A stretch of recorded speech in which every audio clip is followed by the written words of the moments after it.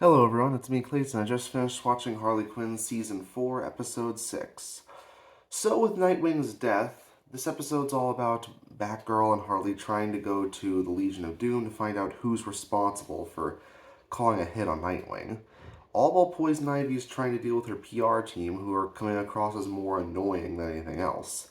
Especially considering they constantly make posts and do stuff with her socials that's not things that they run by her. Given that the PR team seems more interested in doing what they want to do with Poison Ivy rather than allowing her to just be the way she is, I figured the Johns would get under her skin at some point.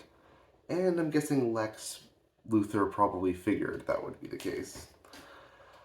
On top of that, there's a lot of stuff with King Shark and James Gordon when they're trying to take care of King Shark's 8 children. And as you'd expect from Jim Gordon in this series, he's extremely incompetent at what he does, but at the same time, he's so funny at being incompetent that I really don't care. Even though you have to realize that since this is a satire and parody, this Jim Gordon is obviously not like the actually competent Jim Gordons that we see in other Batman related properties.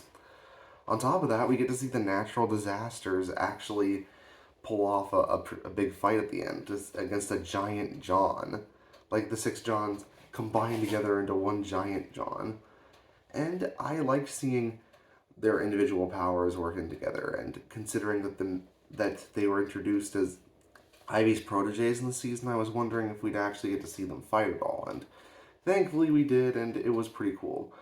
With them turning Ivy's statue and alive like it's this Colossus of Rhodes from God of War 2. It's actually pretty entertaining that way. And that's right after Poison Ivy gets to traumatize a bunch of little kids at a pageant. It's definitely something I could see Poison Ivy doing if she was put into that scenario. But of course, the big twist had to come out at some point, where Joker not only returns to civility, but he says that he's the one responsible for getting Nightwing killed. But then again, this isn't the first time that Joker ended up killing one of Batman's proteges. Remember what happened to Jason Todd? Basically, it made total sense as to why the Joker would be the one responsible for it, and at the same time, it makes total sense that he'd eventually return to villainy after he's already mayor of Gotham at this point. So basically, he's kind of been running a crime family behind the scenes just in legal premises for a while. Especially considering that the Joker really shouldn't be trusted at all based on what Harley had to go through in the first season. But then again, leaving Joker there was kind of something that was unavoidable given all the other stuff that was happening last season. So is Harley just going to have to beat Joker to the punch again, or is she going to have to deal with that doppelganger she saw at the end?